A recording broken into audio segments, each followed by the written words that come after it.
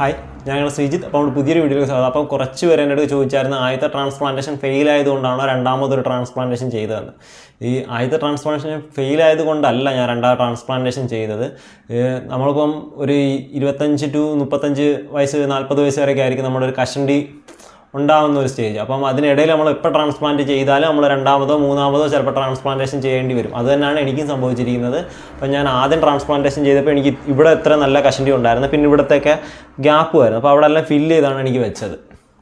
അപ്പം കുറേ നാൾ കഴിയുമ്പോൾ എനിക്ക് ആദ്യത്തെ ട്രാൻസ്പ്ലാന്റേഷൻ കഴിഞ്ഞിട്ട് ഏകദേശം 3 വർഷമായി. അപ്പോൾ 3 വർഷം കഴിയുമ്പോഴത്തേക്ക് എൻ്റെ ഈ സൈഡിലോട്ടുണ്ടായിരുന്ന മുടിയെല്ലാം പൊഴിഞ്ഞു പോകും. കാരണം നമ്മൾ കൃത്യമായിട്ട് മെയിൻറ്റെയിൻ ചെയ്തില്ലെങ്കിലോ PRP ചെയ്തില്ലെങ്കിലോ നമ്മൾ PRP ചെയ്തില്ല മിനോക്സിലോ കറക്റ്റായിട്ട് ഞാൻ ഒരു 1 ഇയർ മാത്രമേ മിനോക്സിൽ യൂസ് ചെയ്തിട്ടുള്ളൂ. പിന്നെ വല്ലപ്പോഴും ഒക്കെ PRP ചെയ്തായിരുന്നു.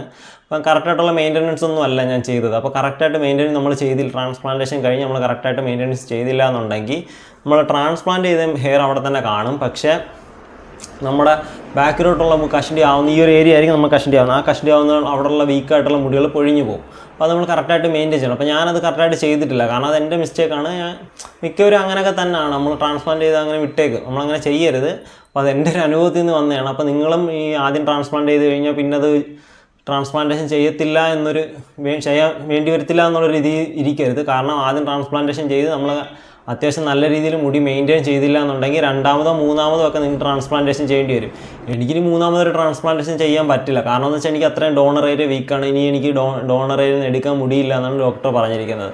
അപ്പം അതുകൊണ്ട് ഞാൻ ഈ 2 ട്രാൻസ്പ്ലാന്റേഷൻ കഴിഞ്ഞപ്പോൾ ഞാൻ ഈ മുടി മെയിൻറ്റെയിൻ ചെയ്ത് പോയില്ല എന്നുണ്ടെങ്കിൽ എനിക്ക് ബാക്ക് ഏരിയയിൽ എനിക്ക് നല്ല രീതിയിൽ കഷണ്ടി ആവും. ഭാവിയിൽ എന്തായാലും കഷണ്ടി ആവും. കാരണം ഈ ട്രാൻസ്പ്ലാന്റേഷൻ ചെയ്ത മുടി ജീവിതകാലം മൊത്തം നിൽക്കത്തൊന്നുമില്ല. കാരണം നമ്മളെ ഈ ഇവിടുന്ന് ബാക്കിൽ നിന്ന് എടുത്ത് ഫ്രണ്ടിലോട്ട് മുടി വെക്കുകയാണെങ്കിൽ തന്നെയെങ്കിലും നമ്മുടെ DHT എന്ന് പറയുന്ന ഹോർമോൺസ് നമ്മുടെ ഈ ഭാഗത്ത് വെച്ചിരിക്കുന്ന മുടിയെ ബാധിക്കും.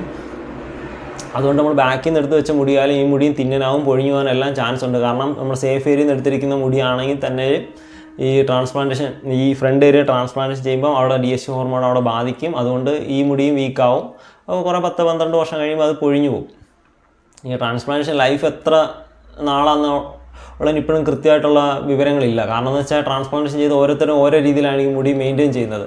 അതുകൊണ്ട് പല രീതിയിലായിരിക്കും പലർക്കും റിസൾട്ട് കിട്ടുന്നത്. അപ്പോൾ നല്ല രീതിയിൽ നമ്മൾ PRPയോ മീനോക്സിലോ ഒക്കെ യൂസ് ചെയ്ത് പോവുകയാണെന്നുണ്ടെങ്കിൽ നമുക്ക് അത്യാവശ്യം നല്ല രീതിയിലുള്ള റിസൾട്ട് കിട്ടും. അല്ലാതെ നമ്മൾ മെയിൻറ്റെയിൻ ചെയ്യുന്നില്ല എന്നുണ്ടെങ്കിൽ അത്യാവശ്യം മോശം റിസൾട്ടായിരിക്കും കിട്ടുന്നത്. അപ്പോൾ ഞാൻ ഈ രണ്ടാമത്തെ ട്രാൻസ്പ്ലാന്റേഷൻ കഴിഞ്ഞതിന് ശേഷം അത്യാവശ്യം നല്ല രീതിയിൽ മുടിയൊക്കെ മെയിൻറ്റെയിൻ ചെയ്യാമെന്നാണ് കരുതിയിരിക്കുന്നത്. കഴിഞ്ഞ പ്രാവശ്യം ഇത് തന്നെയാണ് ഞാൻ കരുതിയത്. പക്ഷേ കഴിഞ്ഞ പ്രാവശ്യം എനിക്ക് ചെയ്യാൻ പറ്റില്ല. അതുപോലെ തന്നെ ഇപ്പം നിങ്ങളായാലും രണ്ടാമതോ ഒക്കെ ആദ്യം ട്രാൻസ്പ്ലാന്റേഷൻ ചെയ്യുമ്പോൾ തന്നെ നിങ്ങൾ അത്യാവശ്യം നല്ല രീതിയിൽ PRP മിനോക്സിലൊക്കെ ചെയ്ത് മുടി മെയിൻറ്റെയിൻ ചെയ്ത് നോക്കുക. പിന്നെ ഡോക്ടർമാർ പറയുന്ന മെഡിസിൻ കൃത്യമായിട്ട് കഴിക്കാൻ നോക്കുക.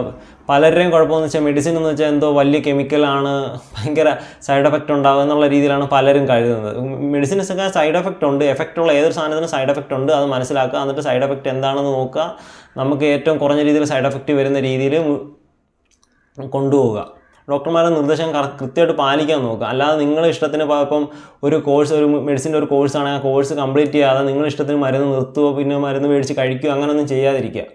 അപ്പം എൻ്റെ ഈ ആദ്യത്തെ ട്രാൻസ്പ്ലാന്റേഷൻ ഫെയിൽ ആയതല്ല. കാരണം ആദ്യം ട്രാൻസ്പ്ലാന്റേഷൻ ചെയ്ത് നമ്മൾ എത്ര റിസൾട്ട് വന്നാലും നമ്മൾ ബാക്കിലോട്ടുള്ള മുടി മെയിൻറ്റെയിൻ ചെയ്തില്ല എന്നുണ്ടെങ്കിൽ നിങ്ങൾ രണ്ടാമതും മൂന്നാമതും ഒക്കെ ട്രാൻസ്പ്ലാന്റേഷൻ ചെയ്യേണ്ടി വരും.